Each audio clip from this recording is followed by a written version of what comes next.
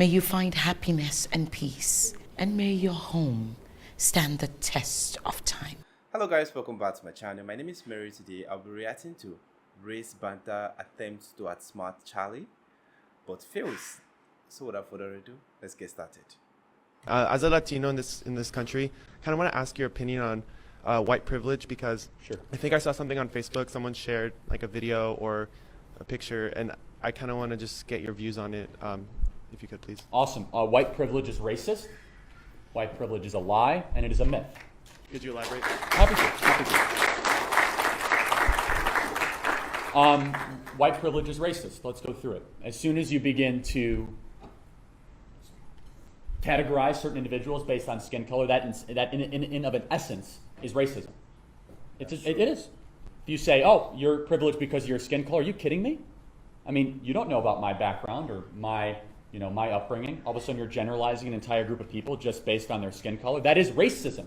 The definition of racism is putting a specific definition onto a group of people based on their skin color, a prejudice just based on their skin color. That is racism, whether it's a good prejudice or a bad prejudice. That is racism. Is it a lie? Absolutely it's a lie. Now, have Caucasian Americans generally done better over the last, 100 years? Yeah, that's correct. But there's also other communities that have done much better. Asian Americans, for example. I never hear about Asian American privilege. Asian Americans are the wealthiest, most productive, least likely to commit crimes members of the American community. Where's their privilege? Is their privilege based in skin color? Absolutely not. There's privilege based in making good choices. When you make good choices, those choices are rewarded. Asian Americans entered mostly in the 1940s and 50s fleeing communism and Marxism. By doing so, they came into the American community widely discriminated against. In fact, if you ask your grandparents what they think of people from Asia, they won't say very nice things, especially your great-grandparents if they're still alive. They made very good choices. They did the three things you need to do to stay out of poverty in America, according to Ben Shapiro, which is you got to graduate high school, get a job, and get married before you have kids. And over the last 60, 70 years, they are by far the richest group that you can point to based on race in America, by far. So here's the perplexing thing, is that I said it's racist and it's a lie. What else did I say about it? I said something else. It's very divisive, extraordinarily divisive. Because if you're going to start to categorize people just based on their skin color, then they're nothing more than that racial group. They're not an individual. It's not saying that you could rise above your circumstance. It's not saying you can make good choices. It's not saying that, oh, you might have been born behind and you can get ahead. You want to talk about white privilege? Here's a good question. And anyone who here believes in it, please step up to the microphone. We can have a discussion. It's a little, I don't think it'll offend anyone, but it might bring someone back. Here's a really good question to ask. Are Jewish people privileged? Are Jewish people white? Anyone? Are Jewish people considered white? Technically they are. If you consider their history, I would say not. Oh, they're not white. Then what are they? They're Semites. They're from the Middle East, at least historically speaking. Okay, so we don't have that as a box to check on the U.S. Census Bureau. I think there should be. Okay, so they should be Semites. Okay. Well, not Semites, but well, I mean that is the technical definition. But for lack of a better term, they are considered white. I'm white and I'm Jewish, and I don't think that I'm considered anything but. Yeah. So let's go to this. I don't think it's a monolith, though. I mean, I think you can if you identify as white and a Jew, like that's fine. But I know like there are a lot of people who have a lot of connections to, especially like Israel. Yeah. So but here's the point. Here's the point. The question is, if you categorize them as white, which you don't, most do, did they really have that good of a 20th century? Were they really privileged over the last 100 years? Really? No. Yeah, they had an extermination order put up against them in an entire continent.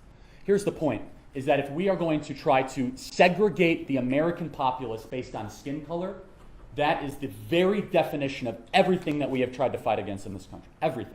And despite even historical and statistical trends, it just isn't true. There's twice as many white people living in poverty in America than black people. Do they live at a higher rate? Absolutely they do. You talk in aggregate numbers, it doesn't reflect to that. So look, here's the point, is that it is anti-individual, and it is very much this idea of racial group collective that I think is extraordinarily harmful and creates this victimhood mentality that pits one group up against the other, that does not reward what America truly is, which is a place where good choices will eventually be rewarded. Go ahead and say something in response if you want. Yeah, just I guess one follow-up question. So you don't think that specifically regarding the United States, like the crippling, like systematic oppression of like the 60s and before that, has like any kind of effect whatsoever on African American communities? Great question. Okay, I'm glad you asked that. Say it again. So, say it again, because I want to. Do you think that the systematic oppressive laws of the 60s and prior to that have any kind of effect whatsoever on African American communities today? Sure, they did. But didn't the internment camps against Asian Americans in the 40s have something against them? They rose above it, right? So here's the question: is America more racist today than we were in the 1960s? It's a legitimate question. Can anyone possibly say we're more racist today? No. Then why are blacks worse off today than they were in the 1960s? It's not because we're a more racist country. We're much less racist. That's true. In every single metric. It's because we've incentivized bad behavior over the last 60 years. Black single motherhood was 18% in 1965. It's now 71%. What happened?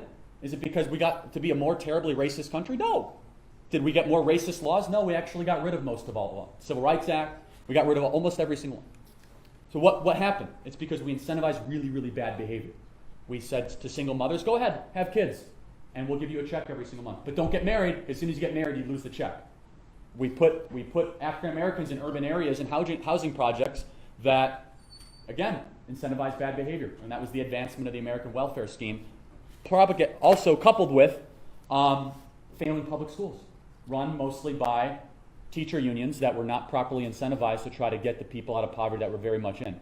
By every single metric, African Americans are worse off today than they were in the 1960s, with crime, prison rates, single motherhood, employment, wealth capita, everything.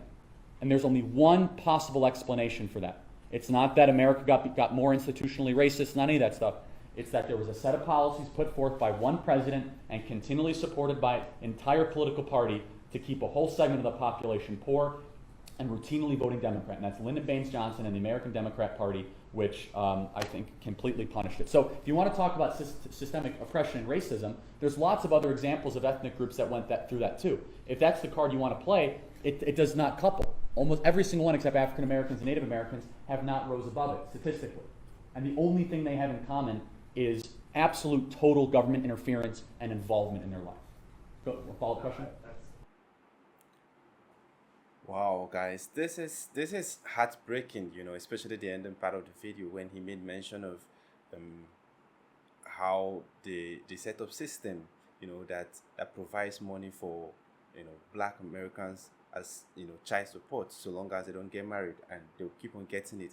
And I feel that is why a whole lot of, Black, guys, when they travel outside, they prefer to marry their wife in Africa and let her remain in Africa, because bringing that lady to join them in the United States, they feel like their system is not the same way in Nigeria or in any other African country, whereby your wife listens to you, you guys, she has this respect for you, she takes you as a leader of the home, unlike where she feels you guys are, you can't tell her anything, she feels she's her own person.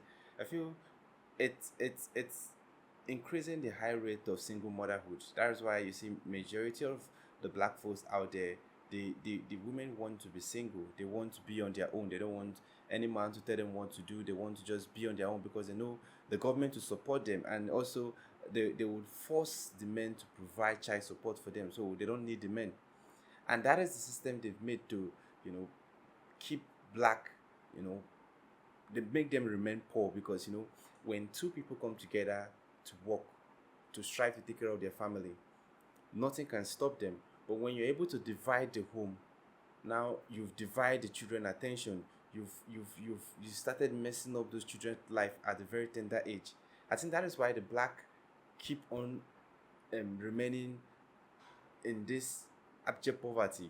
They keep on with this mindset of what's it called? The mindset of them not breaking free. They feel like they are being deprived of so many things in Africa. So when they get there, they want to express themselves, and what result to that is high rate of single motherhood, and it's not helping anyone.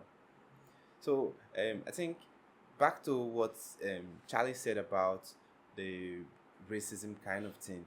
Racism have been there for a very long time, and now it's dying away, and it's really, really dying away. Unlike back then where black men are not allowed to do some certain kind of job, they're not allowed to vote, they're not allowed to do so many things.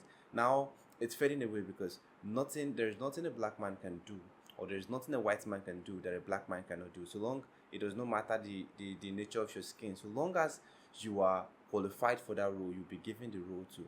But I think that law that they did that provides money for people, if you are a single mother, I think the law is hurting the black community over and over again.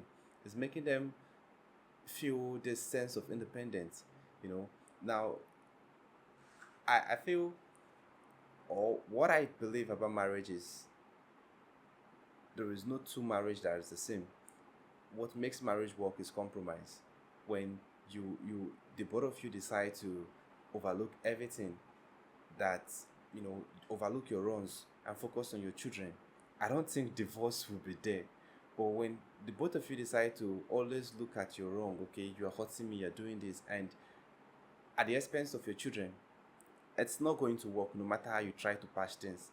So I think that is one thing that black folks need to put into consideration. Now look, before you get married, get a family you take as example.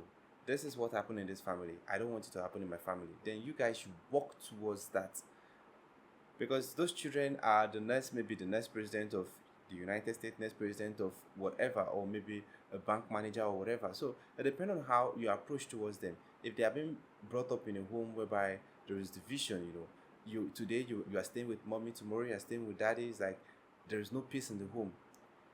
They won't have time, they won't have that family love, the love of having both parents. And I think what is really affecting black folks is this single parenting.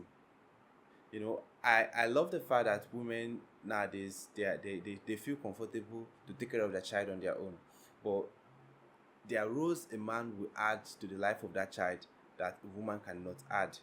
So that is why it takes two to tango. So when both parties come together and they decide to stick to each other and overlook their shortcoming, I feel that child will be raised properly and will have less crime rates and more successful black folks. So I think that is what we blacks need to look out for, because if we are still holding back to the past of the past, I think we'll keep on remaining in the past. Racism has happened. It's time for us to look beyond that and strive to be the best version of ourselves. Anyway, this is a beautiful one coming from Charlie. I want to see more videos from him. If you have any recommendation, let me know in the comment section. If this is your first time visiting the channel, click on the subscribe button. Thanks for watching and remain blessed.